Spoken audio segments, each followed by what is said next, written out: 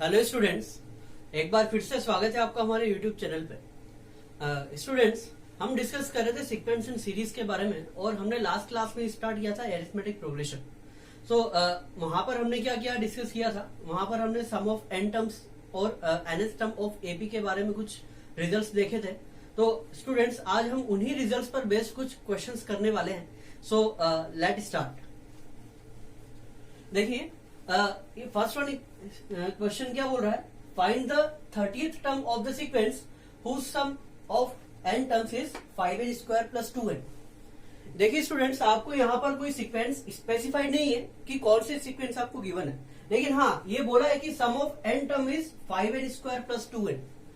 किसी सीक्वेंस का सम of n terms जो है वो 5n² + 2n है। 5n² + 2n means quadratic of n, और quadratic of n, sum of n terms quadratic of n आता है एपी के अंदर। लास्ट क्लास में देखा था अपन ने, ठीक है।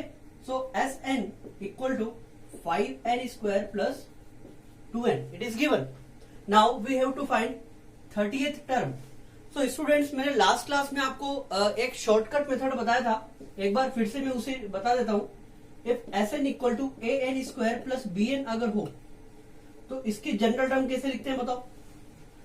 डिफरेंशिएट करेंगे, so it will become 2an + b - a, that will be the general term. उसी कॉन्सेप्ट का अपन यहां पर यूज करें। So general term of the sequence can be given as 10n + 2 - 5, 10n - 3। It is a general term of the sequence. Okay, अब आपको क्या करना है, 30th टर्म निकालनी है। So here n equal to 30. So T30 can be written as 10 × 30 - 3. 300 - 3. It is 297. It's the required answer. Easy था।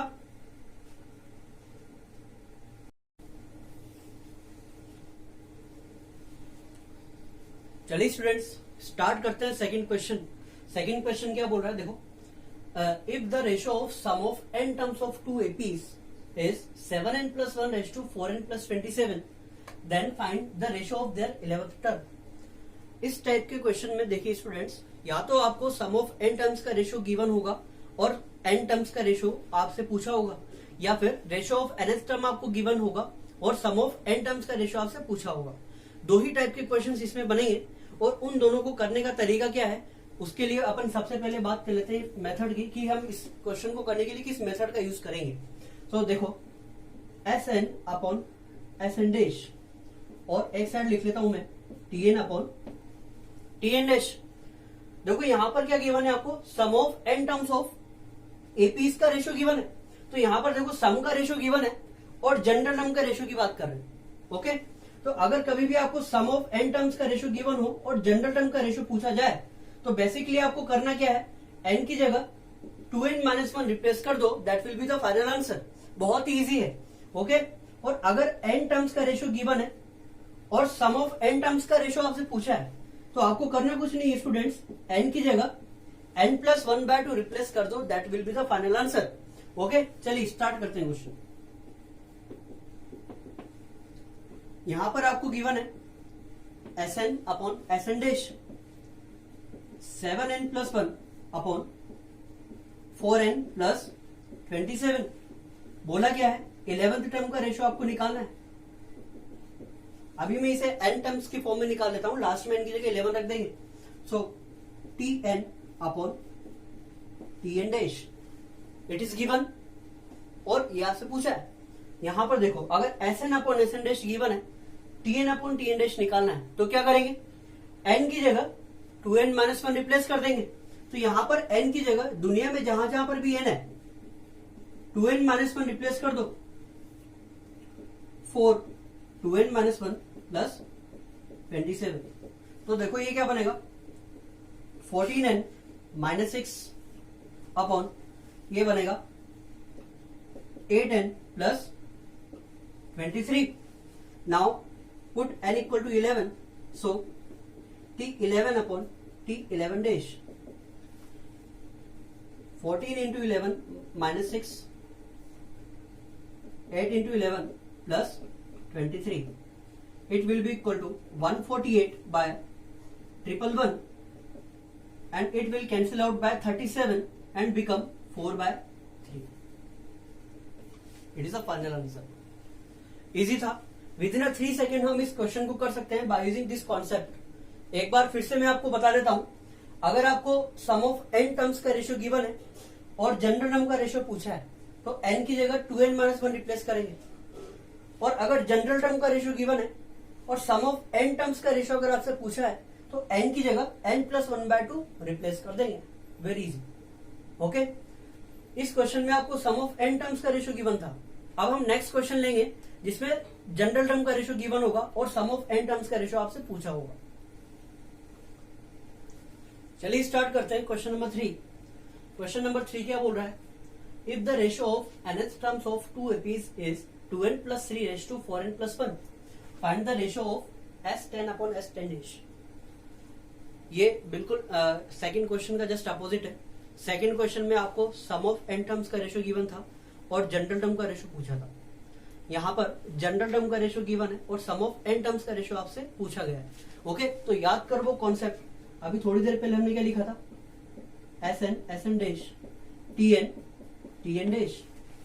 Sn Sn' से Tn पर जाना हो तो क्या करेंगे? n की जगह 2n-1 रिप्लेस कर देंगे. और अगर Tn से Sn Sn' पर आना हो तो क्या करेंगे? n की जगह n+1/2 रिप्लेस कर देंगे. तो यहां पर देखो स्टूडेंट्स, गिवन क्या है? Tn/Tn', 2n + 3 4n + 1, S10/S10' आपको निकालना है. तो सबसे पहले हम इसे n की फॉर्म में निकाल लेते हैं. तो Sn/Sn' कैसे निकालेंगे बताओ? Tn/Tn' गिवन है, Sn/Sn' पूछा है. n की जगह n+1/2 रिप्लेस कर दे. तो यहां पर क्या होगा? Twice of n+1/2 + 3 4 n+1/2 + 1. Okay. तो ये क्या बनेगा? n+4 ये बनेगा 2n + 3. ठीक है. n की जगह 10 रखना, n = 10. So S10/S10', 10 + 4 20 + 3, 14/23. It is a required answer. बहुत इजी कॉन्सेप्ट है स्टूडेंट्स. ओके. बस आपको पता होना चाहिए कि गिवन क्या है. पहली चीज तो यहाँ पर एपी के सम का रेशियो या एपी की जनरल टर्म्स का रेशियो ही गिवन होगा तो हम इस कॉन्सेप्ट को यूज करेंगे. ठीक है. अगर sum of n terms of AP का रेशियो गिवन है और जनरल टर्म का रेशियो पूछा है तो 2n-1 रिप्लेस कर देंगे. और अगर जनरल टर्म का रेशियो गिवन है और सम ऑफ n टर्म्स का रेशियो पूछा है तो n+1/2 रिप्लेस कर देंगे. Very easy. देखिए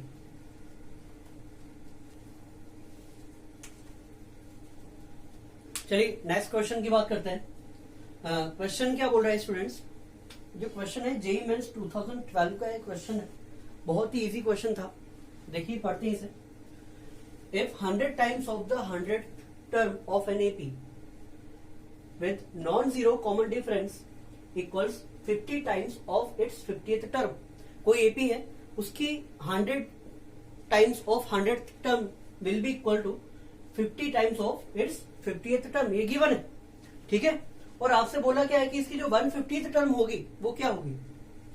चलिए बात करते हैं इसकी.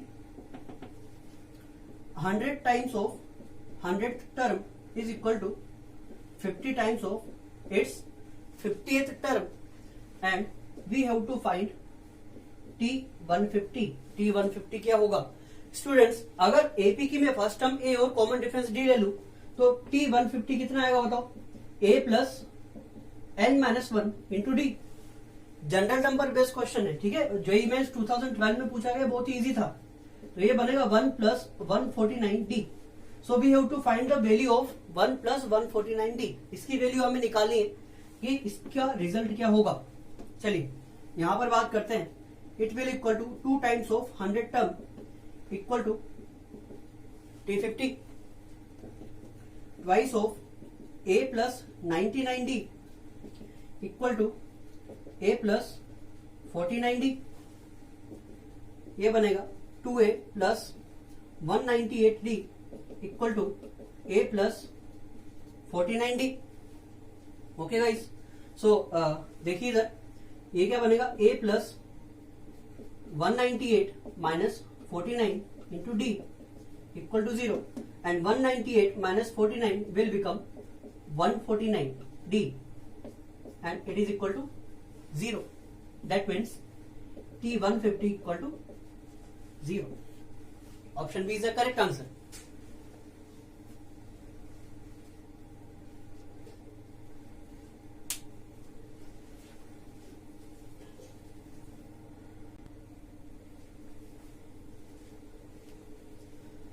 चलिए गाइस, नेक्स्ट क्वेश्चन स्टार्ट करते हैं। तो नेक्स्ट क्वेश्चन देखो, जेई एडवांस 2011 का क्वेश्चन है, बहुत ही इजी सा क्वेश्चन था। क्वेश्चन क्या है उसकी बात करते हैं। Let A1 A2 up to A100 be an arithmetic progression with A1 equal to 3। All of these are terms of AP और फर्स्ट टर्म की वैल्यू कितनी है यहाँ पर 3 and SP denotes the sum of P terms. SP denotes sum of p terms where p lies between 1 to 100 and for any integer n with n lies between 1 to 20 let m equal to 5n। okay, ये information given है। if sm upon sn does not depends on n, ये बहुत ही काम की information students. अगर sm upon sn n पे depend नहीं करता है तो a2 की वैल्यू क्या होगी। ओके गाइस, तो लेट स्टार्ट। सी है m इक्वल टू कितना है 5n गिवन है। अच्छा, अब यहां पर अगर अपन बात करें, let common difference equal to d, first term equal to 3 आपको गिवन है। So a2 will be equal to a1 plus d। हमें पता है कि AP की टर्म्स है तो यही होगी 3 प्लस d। तो अब अगर मुझे A2 निकालना है तो मुझे D निकालना पड़ेगा, तो D के लिए बात करते हैं। सो SM अपॉन SN की वैल्यू लिखते हैं। अच्छा, M इक्वल टू 5n है, so it will be equal to S 5n by SN and can be written as 5n by 2 2a1 plus 5n minus 1 into D upon Sn क्या होगा n by 2 2a1 plus n minus 1 into D. अच्छा, n by 2 से तो n by 2 खत्म हो गया यहीं पर। ये क्या बन रहा है students 5 times of 2a1 minus D को मैं ऐसा लिख लेता हूं तो ये बनेगा 2a1 माइनस डी और क्या बचेगा 5n d 5n। नीचे देखते हैं 2a1 minus D 2a1 minus D plus n into D. तो sm अपॉन sn हमें ये मिल रहा है। अच्छा, यहां पर आपसे बोला क्या है sm upon sn does not depend on n। sm upon sn की वैल्यू n पे डिपेंड नहीं कर रही है, तो यहां पर मुझे इस एक्सप्रेशन को इंडिपेंडेंट ऑफ n बनाना है।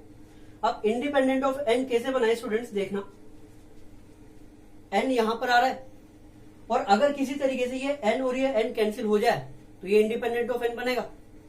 सो यहां पर अगर अपन बात करें इन दोनों टर्म्स को अगर मैं 0 रख दूं, ये दोनों टर्म्स अगर 0 हो जाए तो 0 प्लस 5n d तो 5n d बनेगा, 0 प्लस n d तो n d बनेगा, n d से n d खत्म, इंडिपेंडेंट ऑफ n हो जाएगा।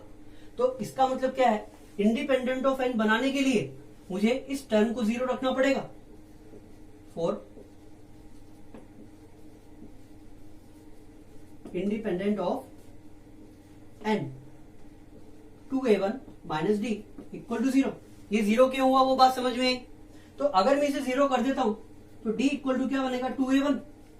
अच्छा, a1 की वैल्यू तो मेरे पास है, a1 इक्वल टू 3 गिवन है। सो यहां पर अगर मैं रख दूंगा 2 into 3 that is 6। So a2 A2 क्या है students, A1 plus d means 3 plus d. So 3 plus d की वैल्यू कितनी आ रही है, 6, that is 9. It is the required answer. Easy था.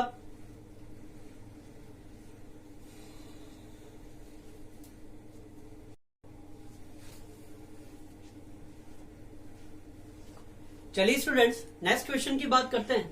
क्वेश्चन क्या है, if the sum of first n terms of AP having positive terms is given by this where tn is nth term of AP then t2 square is equal to this. a and b are natural number then we have to find a plus b. इस question के अंदर आपको AP का सम given है और जो sum of n terms of AP है वो nth टर्म की फॉर्म में गिवन है. ओके, और t2 स्क्वायर जो है वो root a minus root b by 4 आपको गिवन है. We have to find a plus b. तो स्टूडेंट्स इस क्वेश्चन को डिस्कस करने के पहले मैं चाहता हूं कि ये क्वेश्चन आप अपने से ट्राई करें और आपका जो आंसर आता है वो आप मुझे कमेंट बॉक्स के थ्रू दें. ओके, इस क्वेश्चन को मैं नेक्स्ट क्लास में डिस्कस करूंगा. सो तब तक आप इसे ट्राई कीजिए और नेक्स्ट वीडियो का वेट कीजिए. ओके स्टूडेंट्स, और अगर आपको ये वीडियो पसंद आया हो सो प्लीज लाइक करें और सब्सक्राइब करें हमारे channel. Thank you so much.